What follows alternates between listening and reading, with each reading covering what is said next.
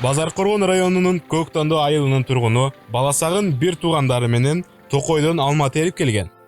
Үй бүлө азыр заводко 1 тонна алма өткөрдү. Алма терип жүрөбүз. Күнүнө 1-2 тонна алма тапшырып. Тоннасына 4000. 4 сомдон алып атат. Сезонна жакшы болгондо 30 000, 40 000, 100 000ге чейин 50-60 болот. Жоопкерчилиги чектелген Осо Алайкут заводу 1975 жылдан бери иштеп келет. Мөмө жемишти кайра иштетүүчү завод Союздун убагында мөмө жемиштерди кайра иштетип, жашылчалардан консервациялык продукцияларды жасашкан. Негизинен вино, бальзам, спирт ичимдиктери жасалган. Бирок Союз жоюлуп, заводдун иши да токтоп калган эле. Бизде бул Астана аймагында тоо алмасы аябай өтө көп, өтө пайдалуу, дарылуу касиеттери бар. Химиялык составында бүт адамга керектүү, медицина жагында өтө өзүн көрсөткөн заттар көп.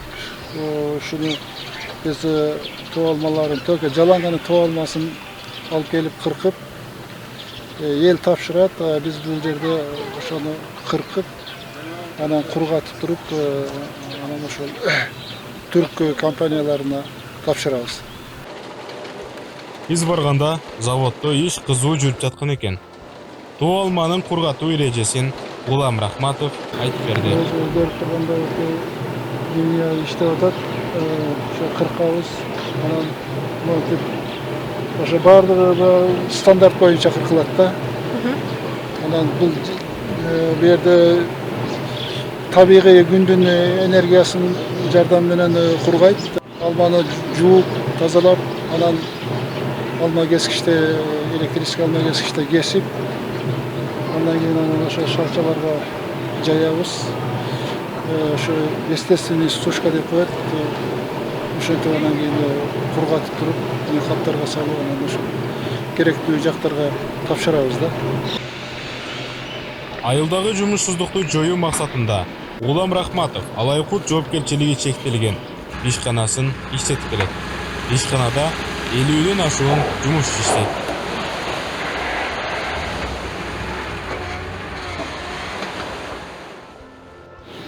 Bir kilogram курук алмага биз 6,5 сомдон төлөп берип атабыз да, жылкы жылда. Ошондо бир адамга бир айда бир 25 000 тегерегинде айлык болуп калат да. Элвира Калмуратова Алайкут заводунда 5 жылдан бери иштеп келет. Жайында каникул болгондуктан убактылуу 3 айга аталган заводко ишке орношкон. Сезонуна 70 000, 80 000 акча табаарын айтты. Анан ушу каникулда заводдо сезондо иштейбиз. Мамакага дагы чоң рахмат, ушунча элди ишсиз калтырбастан иштөө кылып, баардыгына балдарына кийимге жардам кылып, эмне кылып атат. Мамакага дагы чоң рахмат. Улам Рахматов жергиликтүү элдин алманын килограммын 4 сомдон сатып алат. Ишкер аны кургатып, кайра сатат. 100 кг алмадан 65 кг кургатылган как алынат. Аны жумушчулар күнгө жайып кургатат. Алма тапшыруу үчүн келгендердин бири Байел Каимов жайкысын окууга керектүү буюмдарга акча иштетип алсам деп алма терип жүрөт. Таадан алма терип келип, окуума кичине акча топтоп аттым эле. Ушу Улам акага рахмат, жылда алма алат, терип келип тапшырабыз. Бүгүнкү терген алмам 2 saat terdim. 104 kilo terdim. 416 сом pul болду. Улам Рахматов келечекте тоо алманын кагын өз алдынча чет мамлекетке чыгарып, түз келишим түзүүнү максат кылат. Ал үчүн чет мамлекеттен тоо алмасын ала турган кардарлар керек.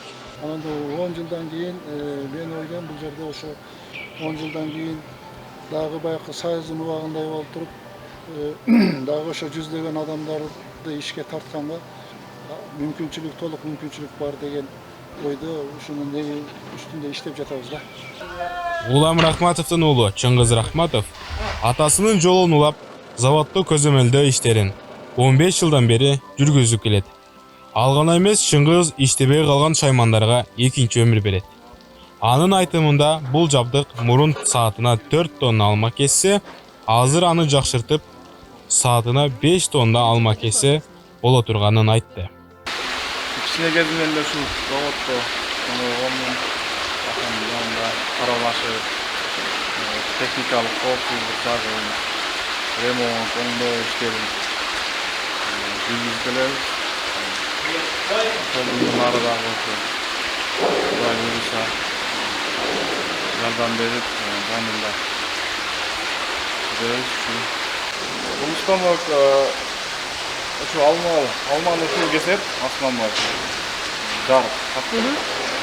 Бул өзү заводской станок болгон мурда.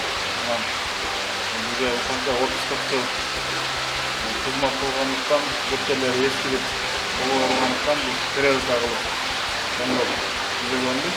Азыркы дагыдан мурдагыдан дагы жакшыраак кесет кылган болуп жасадык.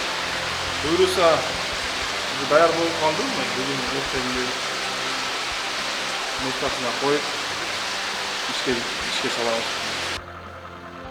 Жалал Абад областынын Базар Коргон районунда тоолуу айылдар 20дан ашуун. Андагы эл жапайы алманы сатып, кошумча киреше тапса, биздин каарман мынтип айылдаштарын убактылуу жумуш ордулары менен камсыз кылып жатат. Негизи Токойдун жергиликтүү эл жазындасы козу карын терип сатса, жайы бою жапайы алма, күзүндө жаңак, дары чөптөрдү кургатып, кошумча акча таап келишет. Жергиликтүү эл көбүнесе сезондук иштер менен алек.